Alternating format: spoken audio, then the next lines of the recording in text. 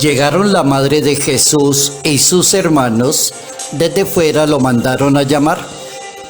La gente que tenía sentadas alrededor dijo: tu madre y tus hermanos están fuera y te llaman. Jesucristo contestó: ¿quién es mi madre y mis hermanos? Y mirando en torno a los que estaban sentados, dijo: estos son mi madre y mis hermanos. Quien cumpla la voluntad de Dios, ese es mi hermano, mi hermana y mi madre. Evangelio según San Marcos capítulo 3, versos 31 al 35.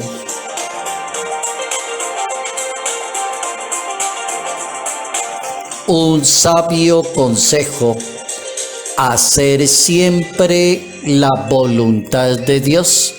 Notas amables a la palabra de Dios, martes 28 de enero, año 2025.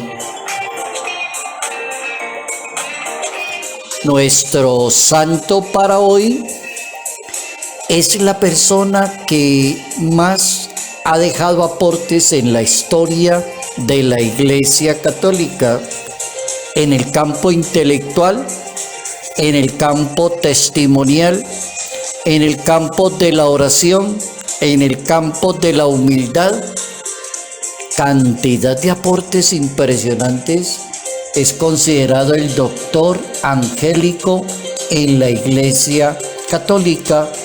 Su nombre es Santo Tomás de Aquino, doctor de la Iglesia, patrono de los estudiantes, filósofo, teólogo, y es el autor de la obra más grande que tiene la Iglesia Católica en el orden intelectual, que se llama la Suma Teológica, que es el compendio de teología más sólido de toda la historia de la humanidad.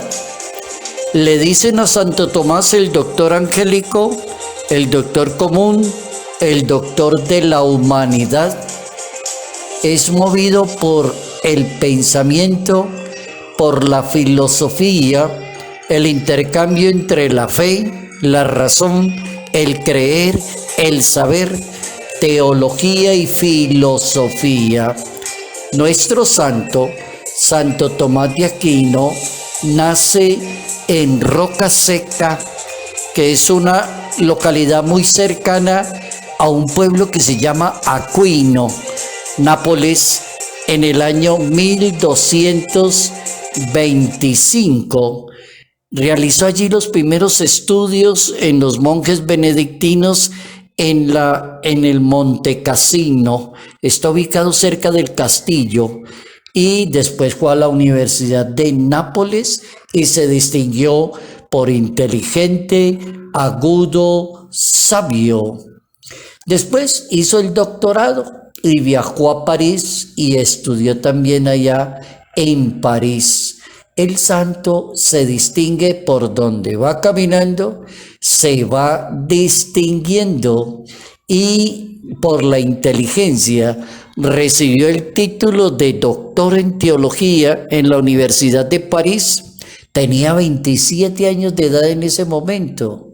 Siervo y maestro dedicado al estudio, a la enseñanza, y compuso la obra más grande y más inteligente que tiene la Iglesia Católica, que está compuesta por 14 tomos. Se llama la Suma Teológica, el saber filosófico y el saber científico, trabajar la razón y la fe. También propuso las 5 vías para demostrar la existencia de Dios. Oigan, este hombre tan maravilloso, y no solamente se contentó sino que también participó de la liturgia de la Iglesia Católica, y es el autor de 2 himnos que se utilizan en la Iglesia para la exposición con el Santísimo Sacramento y para la fiesta del Corpus Christi. Los himnos se llaman el Pange Lingua y el Tantum Ergo, ¿Quién los hizo y los compuso? Santo Tomás de Aquino. Nuestro querido santo descansa en la paz de Dios a los 49 años de edad, año 1274. Santo Tomás de Aquino, el doctor angélico. Sabio consejo: hacer siempre la voluntad de Dios. Nos vamos a quedar hoy con ese sabio consejo. Si quieres salir adelante, si quieres ser grande y maravilloso, si quieres distinguirse en la Iglesia Católica, si quieres ser un buen apóstol, un buen sacerdote, el consejo de hoy es: haga siempre la voluntad de Dios, y con eso es suficiente. Vamos a las máximas sobre la voluntad de Dios. El verdadero amor a Dios consiste en cumplir la voluntad. Segunda máxima es del Evangelio de San Mateo, capítulo 7. No todos los que me digan Señor, Señor entrarán en el reino de Dios, sino los que hagan la voluntad de mi Padre. La tercera máxima es la primera carta a los Tesalonicenses, capítulo 4.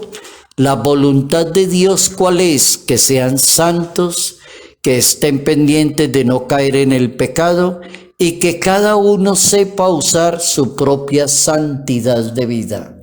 Sabio consejo: hacer la voluntad de Dios es y será el reto para vivir una buena vida cristiana, para una persona ser agradable a Dios y para ser útil a una sociedad. El Salvador del mundo dice: será mi hermano todo aquel que haga la voluntad de Dios. Hacer la voluntad tiene un misterio para lograr el éxito. El diccionario de la lengua española enseña que la voluntad es la capacidad de tomar decisiones, organizar la conducta personal para vivir y actuar con autonomía. Ahora, desde el punto de vista de la lengua latina, la palabra voluntad tiene una raíz, voluntas en latín. ¿Qué implica eso? El querer de cada persona. Voluntas significa querer, deseo. La voluntad va en comunión con la humildad, con la capacidad de escuchar.